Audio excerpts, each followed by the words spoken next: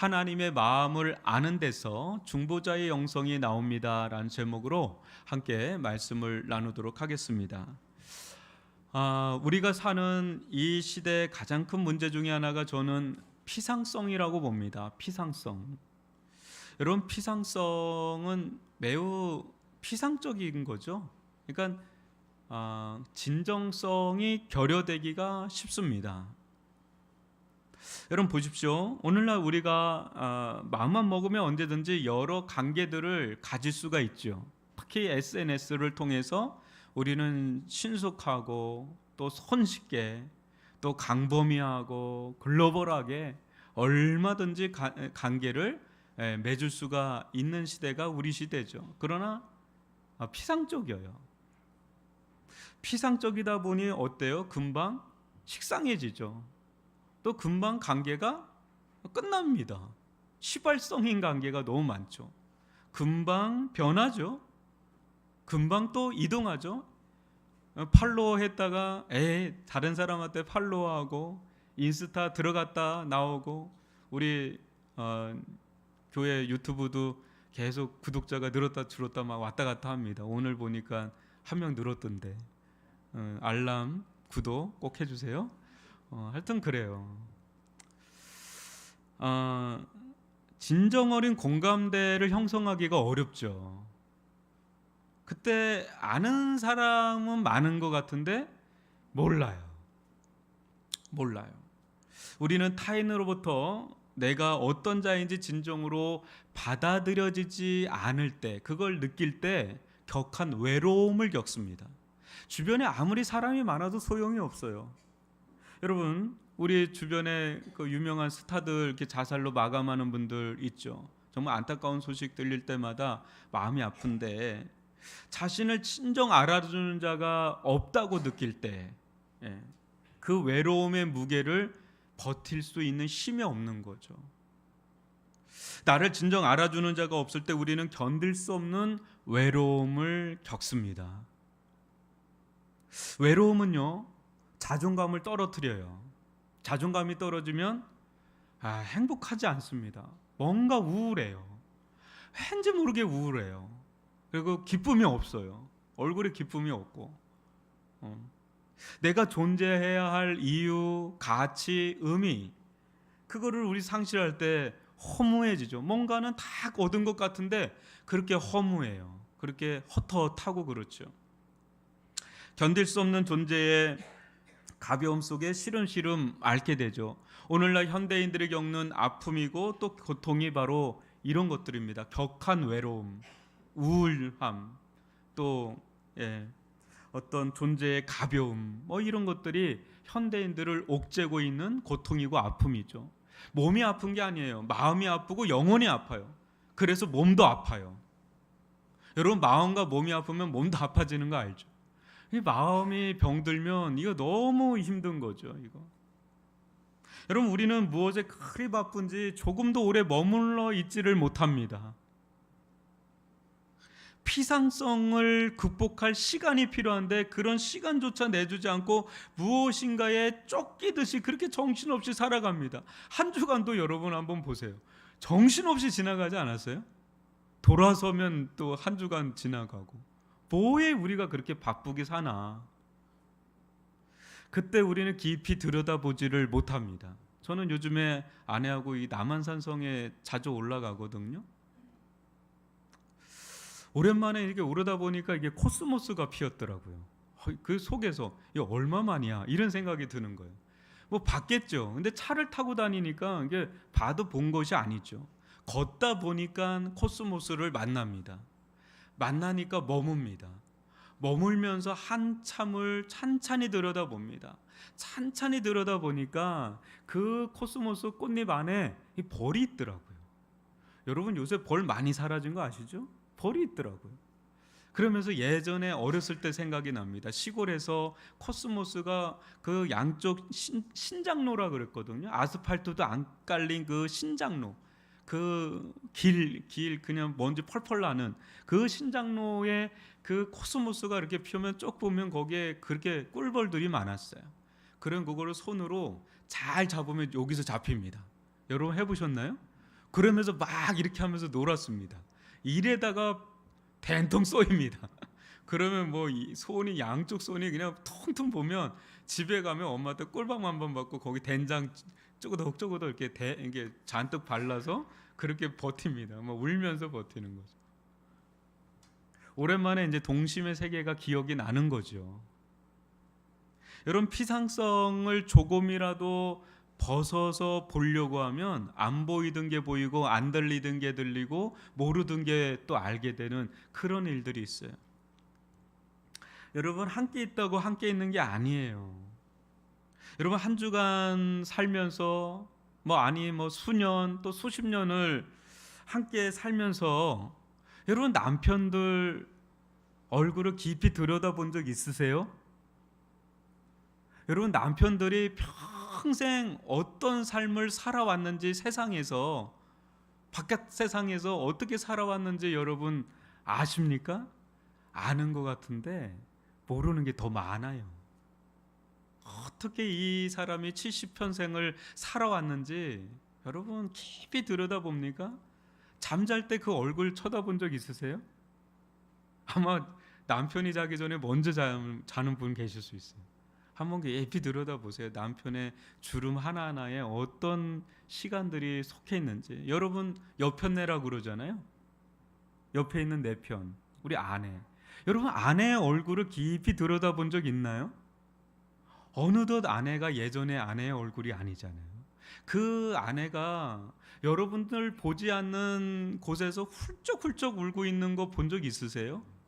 많이 울어요. 말은 안 해서 그렇지. 별로 동의를 안 하시는데 안 우십니까? 여러분, 많이 우시는 거 알아요. 여러분, 자녀는 어떻습니까? 여러분 자녀들이 여러분 앞에서 하고 또 친구들 앞에서 얼마나 다른지 몰라요. 여러분 아세요? 여러분들이 알고 있는 자녀들이 여러분이 알고 있는 자녀가 아닌 경우가 굉장히 많습니다. 부모는 잘 몰라요. 얘가 내가 알고 있는 얘 맞나? 할 정도로 우리는 자녀들이 너무 다릅니다. 또 부모님들은 어떻습니까? 우리가 부모님을 아는 것 같은데요, 정말 알고 있는 게 얼마나 될까요? 얼마나 될 거라고 생각하세요? 여러분, 피상성은 우리로 하여금 착각하게 하고 오해하게 합니다. 내가 많이 아는 것 같은데 우리 부모님도 잘 몰라요. 내가 얼마나 알고 있는지. 조금 알고 있는 거예요. 말하지 않은 게 더 많아요. 보면 속상해서 말 안 하지 않은 게 더 많아요. 여러분은 돌아온 탕자 이야기를 잘 아실 겁니다. 둘째 아들도 둘째 아들이지만 첫째 아들은 어떻습니까? 아버지 곁에 늘 있었고, 어때요? 단 한 번도 아버지 곁을 떠나본 적이 없는 범생 중에 범생이 바로 첫째 아들 아닙니까? 그러나 아버지 품을 떠나서 허랑방탕했던 이 동생보다 아버지를 더 몰라요. 더 몰라요. 피상적으로 알고 있는 거죠. 아버지가 진짜 어떤 분인지를 자기는 알고 있다고 생각하는데 너무 몰라요. 무서운 거는요, 자기가 아버지를 잘 알고 있다고 착각하는 게 진짜 무서운 거예요. 첫째 아들은 정말 아버지를 잘 알고 있다고 생각했거든요. 그거 착각이에요. 여러분, 피상성은 아주 우리로 하여금 고약한 자식인 무지를 낳습니다. 무지는요, 아주 더 고약한 자식을 낳아요. 뭐예요? 착각을 낳죠. 착각은 또 뭘 낳아요? 그릇된 신념, 맹신을 낳죠. 그릇된 신념은 그릇된 길을 낳고요, 그릇된 길은 잘못된 인생을 낳습니다. 이거 무서워요. 이렇게 얘기하다 보면 뭐에 이게 딱 꽂힌 분 있잖아요. 절대 얘기해도 그거 듣지를 않는 분이 있어요. 그럼 그분은 그 인생 그대로 가요. 무섭고 두려운 일이죠. 여러분, 우리는 제대로 알고 가는 건가요? 깊이 피상적으로 가는 게 아니라 깊이 들여다보면서 본질을 내다보면서 깊이 우리는 제대로 가고 있는 건 맞나요? 오늘 여러분, 우리는 아브라함이 하나님을 피상적으로 아는 수준에서 넘어서서 좀 더 깊이 하나님의 마음을 깊이 들여다보는 수준으로 성장해 있음을 보게 됩니다. 이 모습 속에서 하나님이 어떤 분이신지, 또 아울러서 하나님 안에서 우리가 세상과 어떻게 소통하고 관계를 맺어야 하는지를 깨달을 수 있기를 주님의 이름으로 축원합니다. 여러분 먼저 22절을 한번 보겠습니다. 같이 한번 읽어볼게요. 시작. 그 사람들이 거기서 떠나 소돔으로 향하여 가고 아브라함은 여호와 앞에 그대로 섰더니, 이 대목에서 우리는 아브라함을 찾아온 세 사람 중 한 사람은 하나님이시고 두 사람은 천사들이었음을 알 수가 있는데요, 이 장면에서 우리가 눈여겨볼 것이 있습니다. 그것은 다시 한번 지난주에 살펴본 것처럼 아브라함의 태도예요. 태도. 여러분 인생에 있어서 태도는 매우 중요합니다. 한번 아브라함의 태도를 다시 보시면 소돔으로 두 천사가 떠나고 하나님 홀로 남았습니다. 여러분 이러면 이제 어떻게 해야 돼요? 이제 천사 둘이 떠났고 하나님은 남았지만 천사 둘이 떠났고, 그럼 아브라함 이제 어떻게 해야 돼요? 마중 나간 거잖아요. 배웅한 거잖아요. 이제 돌아가면 돼요. 컴백 홈하면 되는데 아브라함이요? 누가 뭐라 그러지 않았는데 돌아가지를 않아요. 돌아가지를 않고, 특히 여러분 아브라함은 여호와 앞에 그대로 섰더니라는 말씀이 나옵니다. 근데 이 말씀이 단순히 우두커니 하나님 앞에 섰다 이런 의미가 아니에요. 원어로 들어가면 이 섰다라는 이 대목이 구약 다른 성경에서는 하나님을 예배한다, 하나님의 임재 안으로 들어간다, 하나님을 섬긴다, 이 말로 들어갑니다. 이게 무슨 말이에요? 지금 아브라함은요, 잘 보세요, 문 바깥에서, 장만 문 밖에서 배웅하면 될 것을 지금 어디까지 따라가요? 소돔을 바라볼 수 있는 언덕배기까지 따라가요. 근데 거기서 그냥 멈추고 돌아오면 되는데, 지금 이 장면에서는 두 천사가 떠나간 그 마당에 아브라함은 좀 더 깊이 들어갑니다. 어떤 깊이로 들어가요? 하나님의 임재 안으로. 그러니까 장소와 공간을 넘어서 자신의 전 존재가 지금 하나님의 품 안으로, 하나님의 임재 안으로 깊이 들어가는 그 대목을 보여주는 장면이 바로 오늘 우리가 보는 이 장면이에요. 천사들이 어떻게 하나님 앞에 서 있다가 소돔으로 향했을까요? 하나님의 존전 앞에 두렵고 떨림으로 서 있다가 소돔으로 향합니다. 지금 그 빈자리, 그 빈공백을 누가 메꾸고 있어요? 아브라함이 메꾸면서 하나님의 임재 아래서 천사들과 동일하게 두렵고 떨림으로 하나님의 임재 아래 서 있는 장면이 바로 우리가 보는 아주 짧은 22절 9절에 나와 있는 거예요. 아브라함은 그 태도가 중요했다 그랬잖아요. 하나님의 음성을 듣는 걸 넘어서서 지금 어떤 단계로 들어가냐면 하나님의 임재로 들어가면서 하나님의 거룩하신 성품의 감화를 받는 은혜를 누리고 있는 시간을 갖습니다. 이것은 모세도 경험했던 은혜죠. 모세는 하나님을 직접 보고 싶은 열망에 간청하죠. 하나님 보고 싶다고. 그러니까 하나님께서 나를 직접 보면 너 감당하지 못하고 죽는다, 내 등이나 보라고 하면서 등을 보여주면서 지나가시는 장면 여러분 기억하실 겁니다. 그때 하나님께서 강림하시면서 모세에게 무엇이라고 말씀하시는지 출애굽기 34장 5절 6절을 교독으로 읽어봅니다. 여호와께서 구름 가운데 강림하사 그와 함께 거기 서서 여호와의 이름을 선포하실세, 여호와께서 그의 앞으로 지나시며 선포하시되 여호와라 여호와라 자비롭고 은혜롭고 노하기를 드디하고 인자와 진실이 많은 하나님이라. 아멘. 모세가 하나님의 임재 아래, 하나님의 강림하심 아래 들어가서 하나님의 말씀을 들을 때 그것은요 여러분 단순히 듣는 게 아니에요. 듣는 정도가 아니라 하나님의 성품이, 하나님의 그 인격이 그의 마음을 훌컥 들어가는 거예요. 그의 마음을 깊이 터치하고 지나가는 경험을 하는 거예요. 이것이 하나님을 인격적으로 만났다는 거죠. 하나님을 인격적으로 만났다는 거. 여러분 말씀하시며 다가오시는 하나님의 그 인격, 그 성품을 경험할 때 우리는 비로소 하나님의 어떤 분이신지를 머리로 아는 수준이 아니라 하나님을 마음으로 아는 자로 변화되죠. 그러니까 말씀으로 다가오시지만 그 말씀하신 하나님의 성품이 자기 마음 가운데 훅 들어오는 거죠. 그때 우리는 하나님을 만났다, 하나님을 안다라는 고백을 하게 됩니다. 저는 이번 주에 한국교회 성김의 날에 이렇게 참석을 하였는데요. 전국의 목사님, 사모님, 선교사님 다 해서 한 5,543명이 참석했다고 그러더라고요. 그 사랑의교회 꽉 채워서 함께 집회를 하고 기도를 하고 막 그러는데, 거기서 오스기니스라고 하는 이 시대 최고의 기독교 변증가가 있습니다. 선지자라고 하는 분인데, 이 사회 비평가시기도 하고, 이분이 이제 강의를 하시는데요. 이 시대의 가장 큰 문제는 세속주의의 물결이라고 하면서 그 중에 이제 세 가지를 듣더라고요. 하나는 붉은 물결, 하나는 무지개 물결, 다른 하나는 검은 물결, 이렇게 이야기를 하는데, 저는 무지개 물결하면 여러분 뭔지 알 거예요. 동성애 같은 성혁명이 일어나고 있잖아요. 그 물결. 또 검은 물결 하면은 극단적인 이슬람주의자를 말해요. 근데 저는 붉은 물결이 참 궁금해하더라고요. 이게 뭔가? 여러분 뭔지 아세요?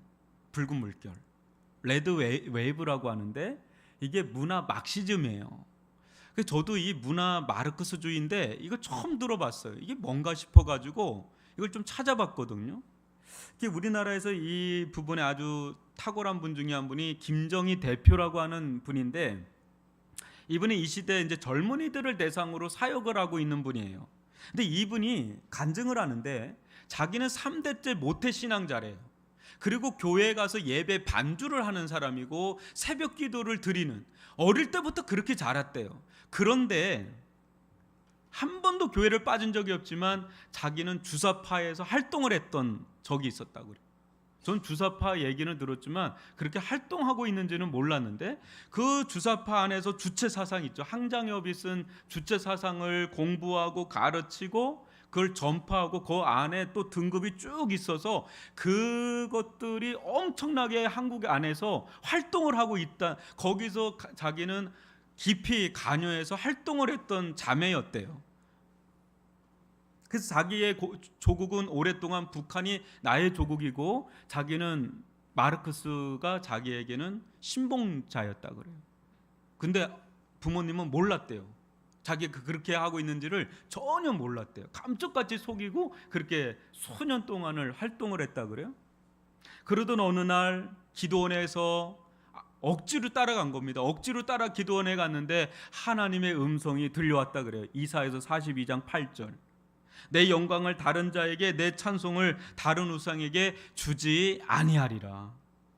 이 말씀을 탁 들었을 때 자신이 빠져있던 그 주체 사상의 실체가 보이면서, 아, 이게 우상이구나.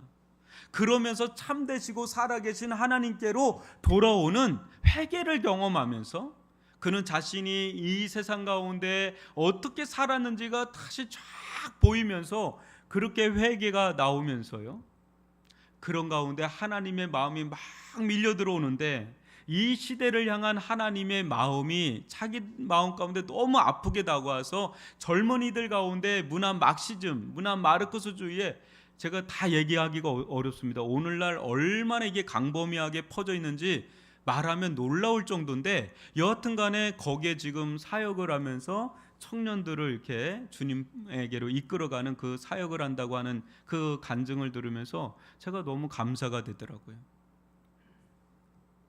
그렇습니다. 여러분, 아브라함도 그렇고요, 모세도 그렇고요, 하나님을 만난 자들의 한결같은 고백이 뭡니까? 그건 하나님의 성품을 경험했다는 거예요. 하나님의 자비로움을 경험하고, 하나님의 은혜로우심을 경험하고, 하나님의 오래 참으심을 경험하고, 하나님의 인자를 경험하고, 하나님의 선하심을 경험하고, 하나님의 사랑을 경험하고, 하나님의 진리되심을 경험하는, 이 하나님의 성품을 경험하는 이런 일들이 있었다라는 거죠.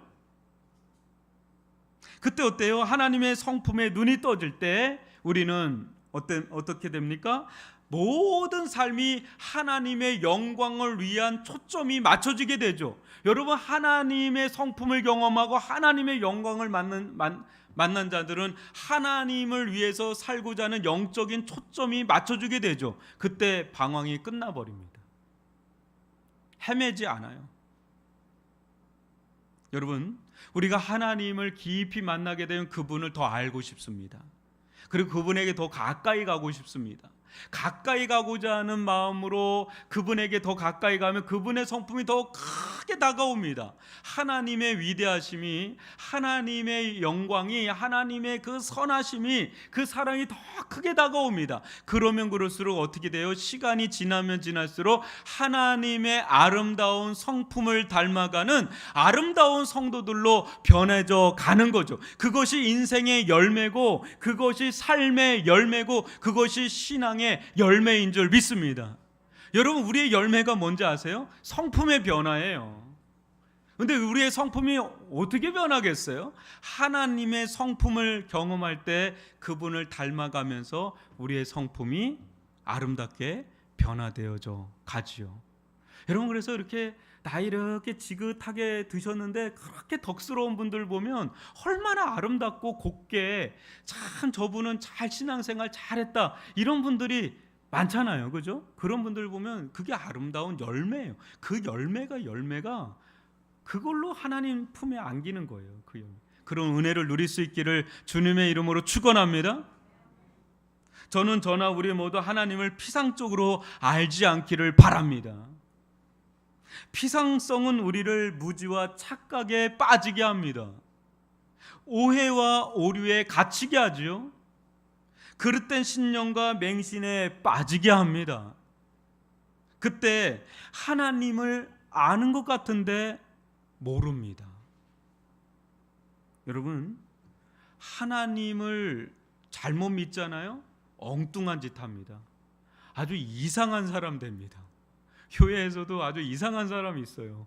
제가 예전에 있던 교회는 요 예배당에 들어오면서 돌면서 들어와요. 계속 돌으세요. 그러면 잘 돌려서 내보내요. 아주 별의별 사람들 많아요. 여러분, 우리는 뭐 크지 않은 교회에서 그러는데 큰 교회 가면 뭐 별의별 사람들 다 있어요. 엉뚱한 짓 한다니까요. 하나님 제대로 알아야 돼요. 하나님.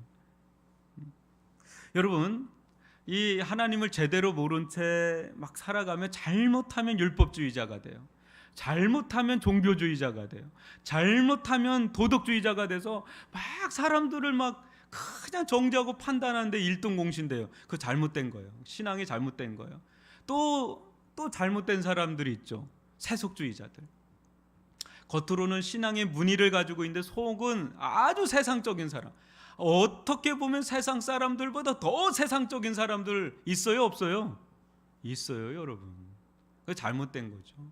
근데 더 무서운 사람은 겉은 막 율법주의자인데 속은 세속주의적인 사람, 이중적인 사람.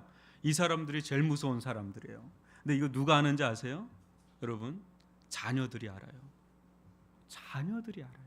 믿지 않는 자녀들이 알아요. 그러니까 여러분, 신앙생활을 제대로 하지 않으면 전도의 문이 다 막혀버려요. 그러니까 우리 두렵고 떨림으로 서야 돼. 내가 하나님을 제대로 알고 있는 거 맞나? 내 삶 속에서 하나님의 성품이 잘 드러내고 있는가? 우리는 두렵고 떨림으로 서야 할 필요가 있습니다. 우리는 하나님을 알되 제대로 알아야 됩니다. 늘 뭐 하나님 함께 한다고 예배한다고 여러분, 그게 능사가 아니에요. 우리는 하나님을 깊이 알아야 돼요. 깊이 알아야 돼요. 하나님의 품 안에, 하나님의 임재 안에 깊이 들어가야 합니다. 그때 하나님의 거룩하신 성품과 인격에 감화를 받고 감동을 받죠. 그분을 친정 알게 됩니다. 하나님을 진실로 알게 될 때 하나님과 진정 어린 관계를 맺게 되죠. 하나님과 참다운 교제를 나눌 수 있습니다. 하나님의 본심을 알기에 우리 또한 하나님의 마음을 따라 사는 자들로 변화되어 갑니다. 저는 우리 모든 성도들이 그러한 성도들로 자라갈 수 있기를 주님의 이름으로 축복합니다. 여러분, 하나님의 품을 깊이 경험한 이 아브라함이 어떻게 그 모습이 나타나고 있는지 좀 길지만 23절로 32절 말씀 우리 교독으로 한번 읽어봅니다. 아브라함이 가까이 나아가 이르되 주께서 의인을 악인과 함께 멸하려 하시나이까? 그 성 중에 의인 50명이 있을지라도 주께서 그것을 멸하시고 그 55인을 위하여 용서하지 아니하시리이까. 주께서 이같이 하사 의인을 악인과 함께 죽이심은 부당하오며 의인과 악인을 같이 하심도 부당하느니라. 세상을 심판하시는 이가 정의를 행하실 것이 아니니까. 여호와께서 이르시되 내가 만일 소돔 성읍 가운데에서 의인 50명을 찾으면 그들을 위하여 온 지역을 용서하리라. 아브라함이 대답하여 이르되 나는 티끌이나 재와 같사오나 감히 주께 아뢰나이다. 50의인 중에 5명이 부족하다면 그 5명이 부족함으로 말미암아 온 성읍을 멸하시리이까. 이르시되 내가 거기서 45명을 찾으면 멸하지 아니하리라. 아브라함이 또 아뢰어 이르되 거기서 40명을 찾으시며 어찌하려 하시나이까? 이르시되 40명으로 말미암아 멸하지 아니하리라. 아브라함이 이르되 내 주여 노하지 마시옵고 말씀하게 하옵소서. 거기서 30명을 찾으시면 어찌하려 하시나이까? 이르시되 내가 거기서 30명을 찾으면 그리하지 아니하리라. 아브라함이 또 이르되 내가 감히 내 주께 아뢰나이다. 거기서 20명을 찾으시며 어찌하려 하시나이까? 이르시되 내가 20명으로 말미암아 그리하지 아니하리라. 아브라함이 또 이르되 주는 노하지 마옵소서. 내가 이것만 더 아뢰리이다. 거기서 10명을 찾으시며 어찌하려 하시나이까? 이르시되 내가 10명으로 말미암아 멸하지 아니하리라. 아멘. 다속인 아브라함의 중보 기도의 내용인데요. 저는 이 기도를 보면서 아브라함이 하나님과 얼마나 친밀한지를 좀 엿보게 됐고 또 하나님 앞에 얼마나 겸손한지 더불어서 하나님의 그 성품을 얼마나 잘 읽어내고 있는지를 좀 엿보게 되었습니다. 여러분 한번 이 장면에서 중요한 하두를 던지는데요. 아브라함이 23절에 나와 있는 하두예요. 한번 보시면 주께서 의인을 악인과 함께 멸하려 하시나이까? 이제 이걸 하두를 던지면서 기도가 쭉 이어지는데 우리는 때때로 어떻습니까? 선지자 요나처럼요. 세상에 악인들 있죠. 나를 못 살게 구는 사람들. 세상에 저 사람은 진짜 악인이다라고 하는 사람들 있잖아요. 그 사람들을 향해서 어떤 마음이 좀 들기가 쉬워요. 주여, 저 악인들 그냥 지옥의 불쏘시개로 그냥 지옥의 땔감으로 그냥 태워달라고 그냥 사용해달라고 그렇게 막 마음을 품고 싶을 때가 좀 있지 않나요, 여러분? 여러분 착하셔서 뭐 그런 기도 안 하실 텐데 그냥 저 사람 다리 뭉둥이 팍 떨어뜨려서 좀 어떻게 됐으면 하는 그런 마음만 좀 품을 때가 있잖아요. 정신 차리도록. 근데 아브라함은요 악인에게 초점을 맞추지 않습니다. 악인에게. 오히려 누구에게 초점을 맞춰요? 의인에게 초점을 맞춰서 하나님께 구원해 달라고 지금 호소를 하는 중재 기도를 하고 있는 이 장면을 봅니다. 여러분 이 장면에서 아브라함이 착하고 선한 사람이라서 이렇게 기도를 하는 거다. 그러니까 여러분들도 착하고 선하게 이렇게 살아라 이런 게 아니에요. 그렇게 하면 하나님은 되게 속 좁은 하나님. 하나님보다 속이 좀 넓고 또 마음도 착해서 하나님은 막 벌하시고 심판하시려고 막 하는데 아브라함이 워낙 착하니까 하나님보다 마음이 워낙 넓으니까 이렇게 기도하는 그 아브라함이 더 돋보일 수 있잖아요. 그게 아니에요. 여러분 아시잖아요. 아브라함 어떤 사람인지. 아브라함이 대단한 사람입니까? 원래 타고나게 대단한 사람입니까? 아니죠. 우리와 별반 다를 바 없는 얼마나 위기적인 사람이었습니까? 자기 아내를 누이라고 속이면서 그냥 이렇게 뭐 거의 팔다시피 한 이런 대목도 나오고 실수도 나오고 이게 아브라함이에요. 우리와 별반 다를 바가 없습니다. 그러던 그가 지금 하나님의 존전, 하나님의 품에 깊이 들어간 거예요. 하나님의 임재 아래 깊이 들어가면서 뭘 본 거예요? 하나님의 본심을 본 거예요.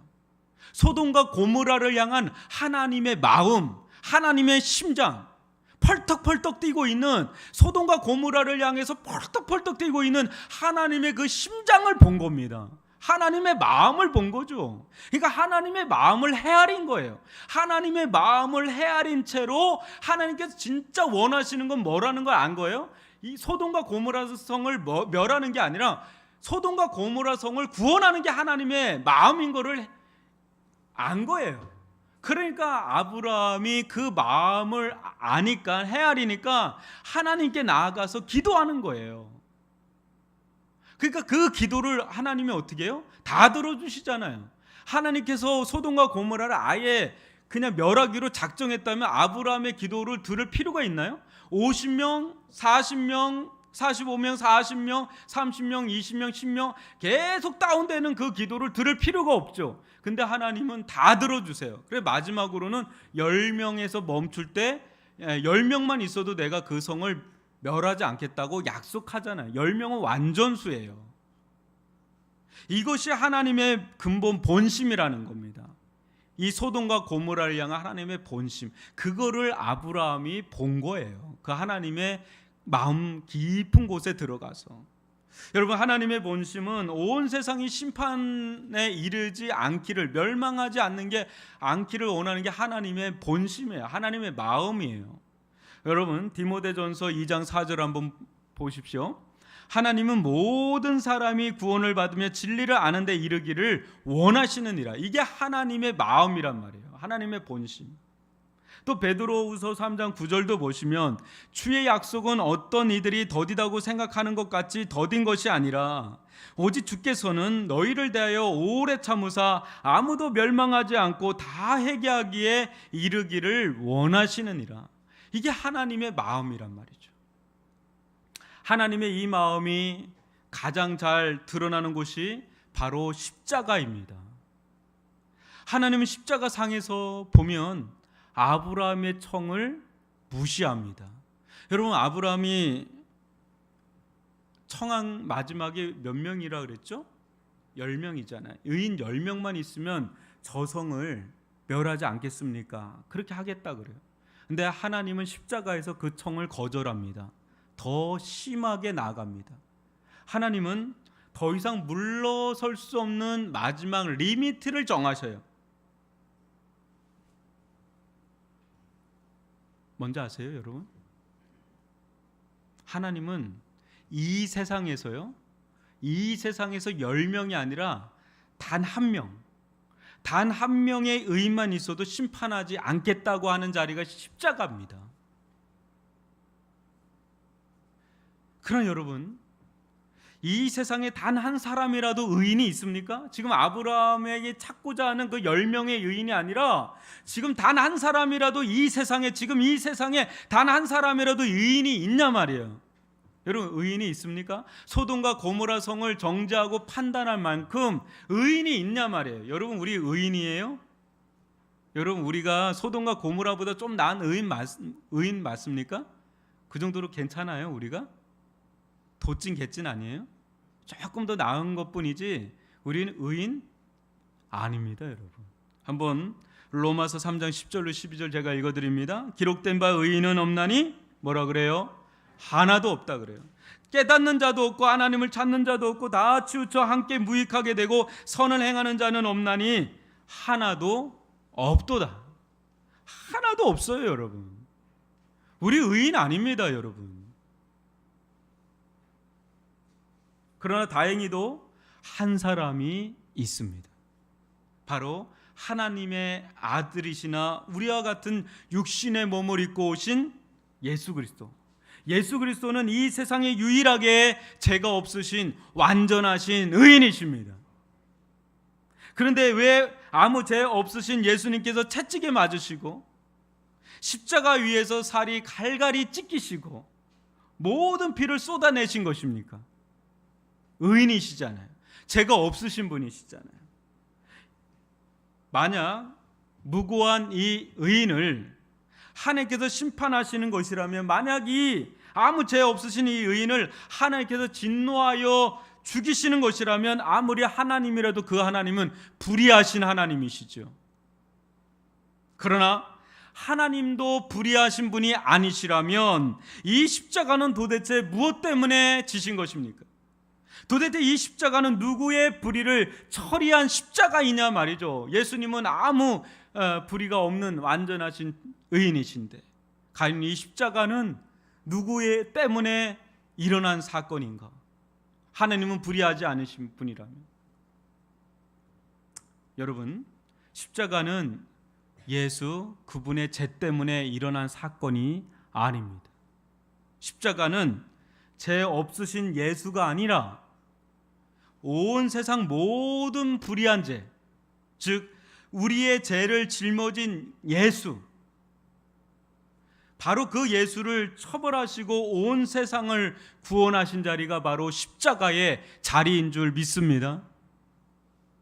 온 세상 불의한 모든 죄를 짊어지신 예수가 그 순간에는 절대적인 악인, 절대적인 소돔, 절대적인 고무라가 되는 순간이 십자가의 자리죠. 우리는 예수를 믿는다는 이유로 롯처럼 은혜로 구원받은 자일 뿐이죠. 여러분, 예수님께서 어떻게 소돔과 고모라와 같은 그 지옥불에 뛰어들어간 것일까요? 아담은 거기까지 들어가진 않았거든요. 근데 예수님은 아담보다 더 탁월해서 소돔과 고모라의 지옥불에 뛰어 들어간 자리가 십자가예요. 어떻게 그럴 수 있을까? 그것은 하나님의 마음을, 하나님의 심장을 그는 봤기 때문에. 예수님은 하나님 품에서 독생하신 독생자이기 때문에 아브라함보다 더 탁월하게 하나님의 심장을, 하나님의 마음을 헤아리고 있었던 거죠. 그 헤아리는 마음으로 십자가에 올라가신 것이고, 십자가에 올라가서 아브라함보다 더 탁월한 중보기도를 하죠. 그게 뭡니까? 누가복음 23장 24절이죠. 34절이죠. 뭡니까? 아버지, 저들을 사하여 주옵소서. 자기들이 하는 것을 알지 못하니이다. 예수님은 아브라함처럼 하나님 앞에 나아가되 아브라함보다 더 탁월하게 자신의 물과 피를 다 쏟아내시면서 살과 피를 다 내어주시면서 하나님 앞에 간청하죠. 아버지, 저들을 사하여 달라고. 내 살과 내 피를 보서라도 저들을 사하여 달라라고 중보하면서 기도하시죠. 예수님의 십자가 사건은 하나님의 세상을 향한 마음을 다 드러낸 사건이에요. 우리가 아브라함의 기도 속에서 이 세상을 향한 하나님의 마음을 헤아릴 수 있는 것처럼 우리는 십자가상에서 이 세상을 향한 하나님의 심장을 볼 수가 있는 겁니다.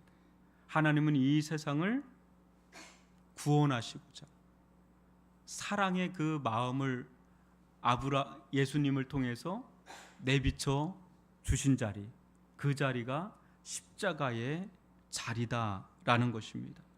여러분, 이 세대에 이 망가지고 죄로 인해서 망가지고 깨뜨려진 이 세상에 소망이 없어요. 여러분, 뭐를 해도 소망이 없습니다. 네가 소망이냐 내가 소망이냐, 우리는 아무 소망이 없습니다. 이 시대의 유일한 대안이고 유일한 소망은 오직 예수 그리스도 한 분밖에 없는 줄 믿습니다. 이 예수 그리스도는 완전한 의인인가 동시에 완전한 소돔과 고모라가 되십니다. 소돔과 고모라 같은 우리는 예수와 함께 십자가에 못 박아 죽었고, 완전한 의인이신 예수님과 함께 부활한 자들이 바로 우리들이죠. 예수와 함께 십자가에 죽고 예수와 함께 부활한 자들, 그 자들이 바로 그리스도인들인 것입니다. 여러분, 이 세상 가운데 아무것도 소돔과 고모라보다 더한 세상이 우리가 살고 있는 이 세상이거든요. 이 세상에 의인이 하나 없지만 유일한 의인 대신 예수 그리스도를 보내셔서 그 의인 대신 예수님으로 말미암아 이 예수를 믿는 자들을 하나님은 구원하시기를 기뻐해서 오늘날도 이와 같은 일들을 행하고 계시는, 여러분, 예수 그리스도의 이 은혜를 힘입어서 우리 또한 믿음으로 하나님께 깊이 나아가서 죄 많은 세상을 중보할 수 있기를 원합니다. 예수님은요, 어떻게 하셨습니까? 죄인의 편에 서셨죠. 죄인의 편에 서신 걸 넘어서서 어떻게 하셨죠? 죄인이 되셨죠. 죄인이 되신 걸 넘어서서 어떻게 하셨죠? 십자가에서 죽으셨죠. 그것으로 말미암아서 하나님의 마음을 이 땅 가운데 보여주시면서 이 세상을 구원할 수 있는 길을 열어주셨죠. 그 마음을 헤아리는 자들이 바로 아브라함이었고 또 스데반이었고 모세와 같은 자들, 그 자들이 이 세상의 중보자가 돼서 세상을 하나님과 연결시키는 그 사명을 감당하는 일들을 행하셨죠. 여러분, 우리의 기도가 어떻게 돼야 되겠습니까? 하나님이여, 저들을 불쌍히 여겨주옵소서. 자기들이 하는 것을 알지 못합니다. 주여, 저들을 긍휼히 여기사 구원하여 주옵소서.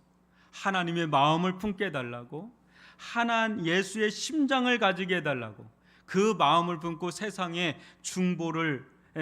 품고 세상을 중보해 나가는, 하나님과 세상을 연결시키는 그런 믿음의 삶을 살아가는 저와 여러분이 될 수 있기를 주님의 이름으로 축원합니다. 기도하겠습니다. 사랑의 하나님 아버지,